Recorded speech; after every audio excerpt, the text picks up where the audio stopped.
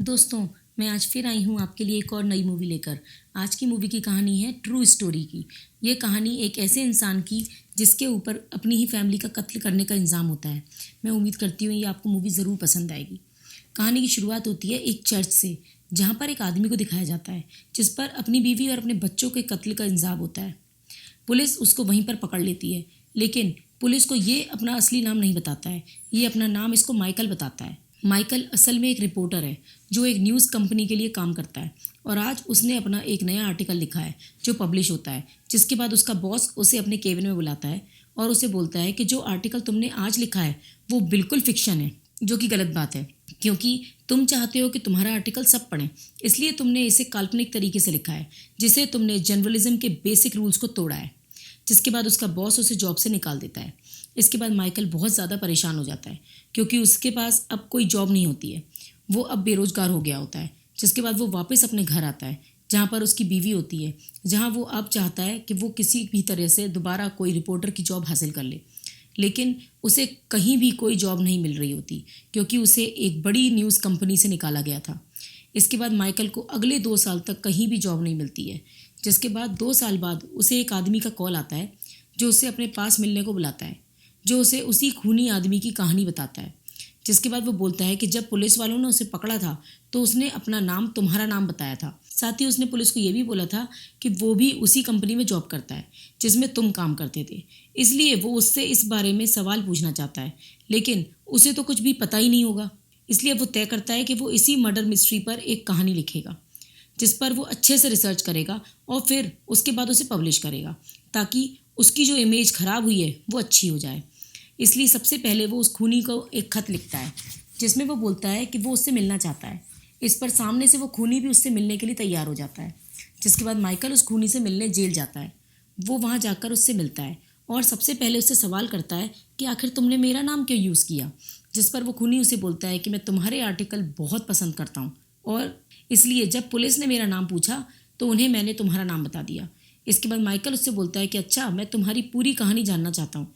जिस पर वो खूनी उससे इस बात पर राज़ी हो जाता है, लेकिन वो उससे बोलता है कि मेरी 2 शर्तें। इस पर माइकल उससे उसकी 2 शर्त पूछता है, जिसमें वो बोलता है कि उसकी पहली शर्त है कि जब तक उसका ट्रायल ख़त्म ना हो जाता हो वो उसकी कहानी को कहीं भी पब्लिश नहीं करेगा और किसी को नहीं बताएगा।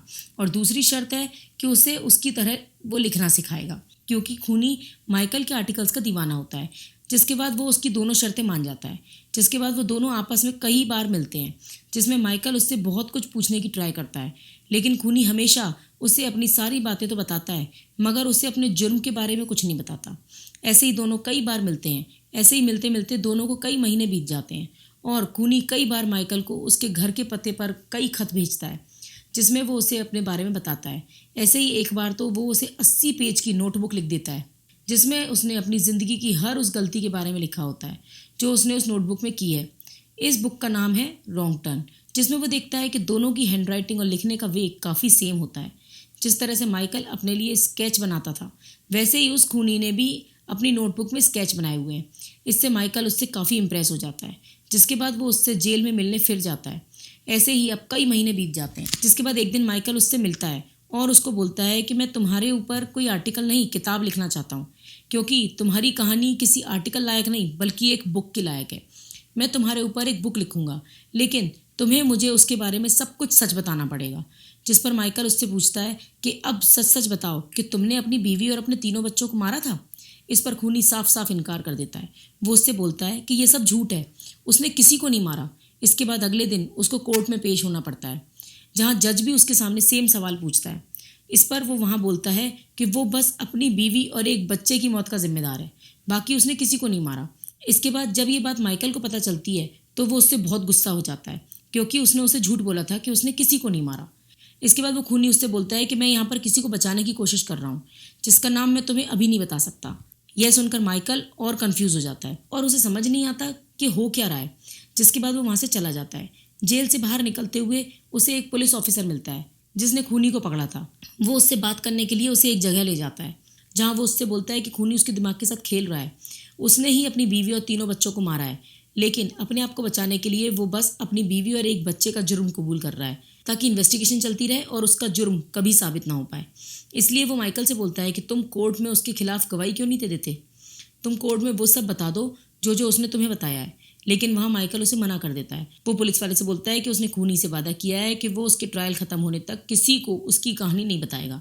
लेकिन अब माइकल को अंदर ही अंदर ये भी लग रहा होता है कि कहीं उसने ऐसे इंसान पर भरोसा तो नहीं कर लिया जिसने अपनी पूरी फैमिली को मार दिया।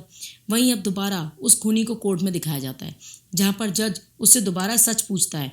इस पर खूनी जज को बोलता है कि एक दिन उसकी बीवी और उसमें किसी बात को लेकर लड़ाई हो गई थी, जिसके बाद वो काम से बाहर चला गया था। लेकिन जब वो घर आया तो उसने उसकी बेटी को बेहोश देखा, जिसके बगल में उसकी बीवी आराम से बैठी थी। जब उसने अपनी बीवी से अपने बच्चों के बारे में पूछा तो उसने उसे बोला कि उसने बाकी दोनों बच्चों को डुबोकर मार दिया है।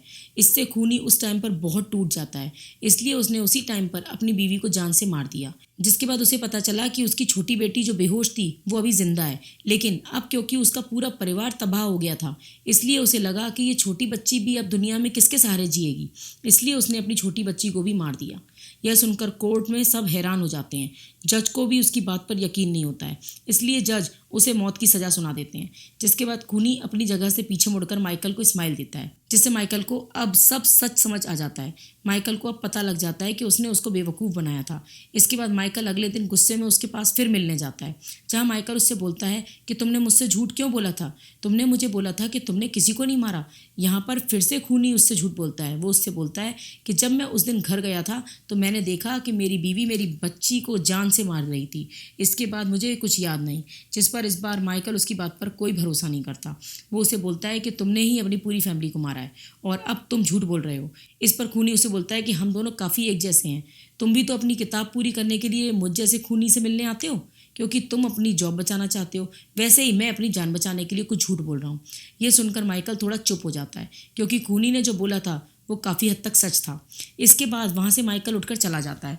जिसके बाद अब हम देखते हैं कि माइकल ने किताब कंप्लीट कर ली है और उसने उसे पब्लिश भी कर दिया है। जिसके बाद वो अपनी बुक लॉन्च पर बुक का एक पन्ना पढ़कर सबको सुना रहा था, जो कि उस खूनी के बारे में ही है।